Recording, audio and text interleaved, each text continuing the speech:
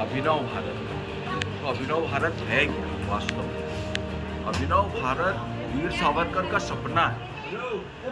अभिनव भारत व्यभिचार के खिलाफ, भ्रष्टाचार के खिलाफ, आतंकवाद के खिलाफ जन सामान्य तक अपनी बात पहुंचाने का माध्यम है अभिनव भारत। अभिनव भारत हमारे महान क्रांतिकारी जिन्होंने यातनाएं सही काले पानी, वीर सावरकर बहुत अच्छी पिक्चर है। तो वीर सावरकर जी ने अंडमान निकोबार द्वीप समूह में जब वो कागज और पेन की मांग करी, उस समय अभिनव भारत को लिखा।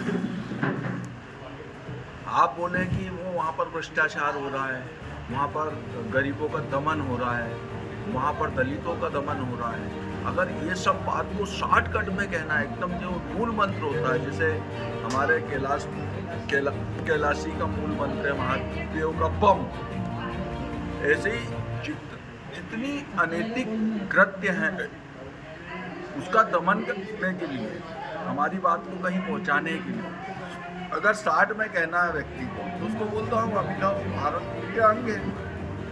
क्या बात? अभिनव भारत मूल मंत्र है, शॉर्ट नाम अभिनव भारत। ये वीर सावरकर जी का है।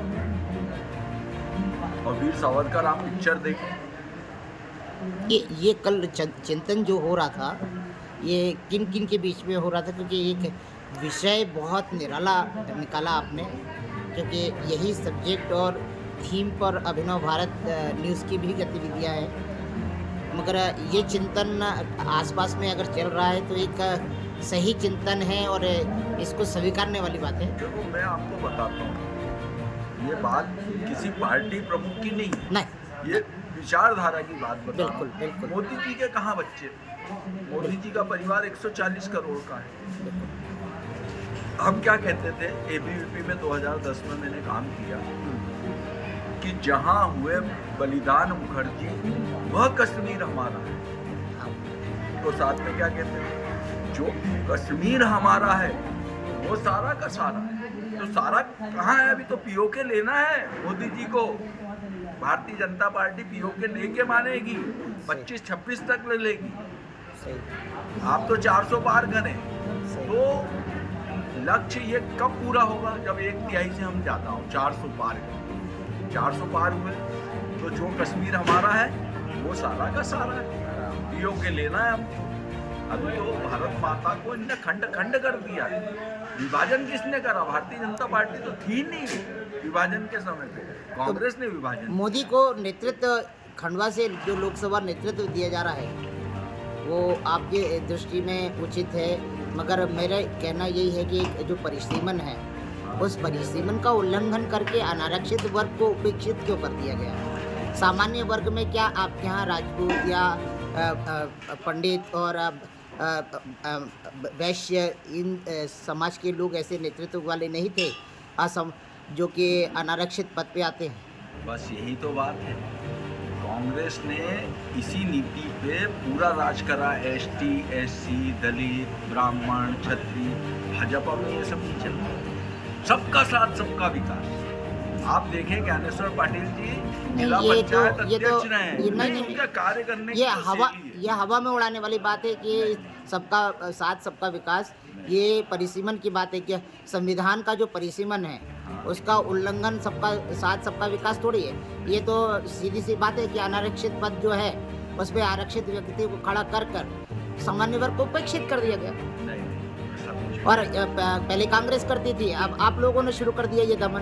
पार्टी में संकल्प शक्ति देखी जाती है, काम करने की शैली देखी जाती है। आप देखें 2.5 साल में कभी ज्ञानेश्वर पाटिल उनके घर रहे क्या? एक दिन में 8 साल। तो क्या ज्ञानेश्वर पाटिल जी अपनी जगह हैं, बहुत अच्छे हैं, बहुत अच्छा नेतृत्व है, उनसे कोई दुराभाव नहीं है, मगर क्या आपके सामान्य वर्ग के लोग नहीं अच्छे हैं जो दूर दूर तक जाकर कितने सालों से पार्टी में सेवा भावी रूप से काम कर रहे हैं? चादर और चद्दर उठाने वाली और कुर्सी उठाने वाली बात नहीं है। वाकई उनका मैनेजमेंट बहुत अच्छा है, एडमिनिस्ट्रेशन बहुत अच्छा है, पर नहीं, आपके शहर में भी बहुत अच्छे लोग हैं और आपके शहर को तो उपेक्षित किया जा रहा है हर बार। नहीं, आपने ऐसा विकास क्या लाया? पुलिया अधूरी है, 3 पुलिया का काम अधूरा है, इसके बाद में हॉस्पिटल है तो इंदौर रेफर होते हैं मरीज। अभी भी बहुत सारी चीज़ें ऐसी हैं। देखिए, अच्छा नेतृत्व लाएंगे तो सच्चा विकास पाएंगे। देखिए, हमारे जो आदरणीय थे जिनका स्वर्गवास हो गया, नंद कुमार सिंह जी चौहान, यस, उनके प्रयास से एक नंबर। आधा किलोमीटर के अंतराल में हाँ। जो ब्रिज बन रहा है, हाँ, आपको रेलवे में आधा किलोमीटर में कहीं इतना 2 ब्रिज नहीं मिलेंगे। और उनके प्रयास को सतत 2.5 साल में जो गति का देने का काम किया है, आपके चाहे वो इच्छापुर हाईवे हो, चाहे हमारा नल जल योजना वो हो, ये जितने भी प्रोजेक्ट है या ये- केंद्र शासन के प्रोजेक्ट है, चाहे नल जल हो, नल जल के गतिविधियों के लिए तो मैं आपको खुद बता जाता दूं हूँ गाँव कि गाँव आपके विधायकों तक को नहीं मालूम पड़ा कि नल जल योजना का सर्वे हो गया, उसकी मीटिंग हो गई, इसके सेमिनार हो गए। इसके प्रत्यक्ष उदाहरण हम लोग रहे।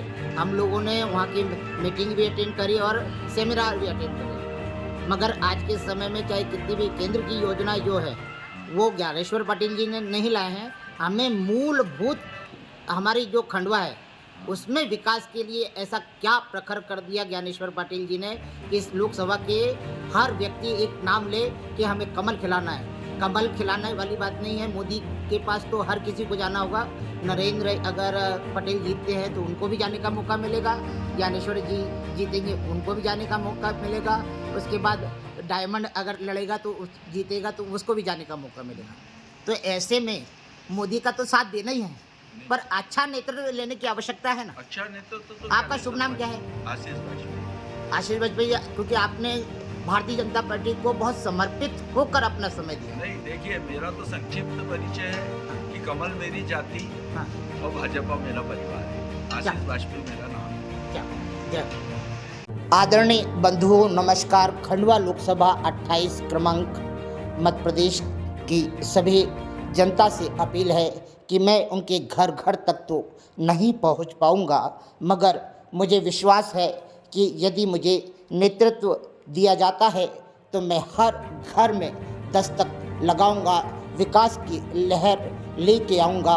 मैं विश्वास दिलाता हूं कि इस लोकसभा में जीतने के बाद देश के प्रधानमंत्री के कंधे से कंधा बनकर मैं अच्छे वक्ता, संवेदनशील और जुझारू प्रतिनिधि के रूप में जहां मोदी जी की ऊर्जा बनूंगा, वहीं पर हमारे खंडवा को आधुनिक और विकसित करने के लिए अपनी जी जान लगा दूंगा।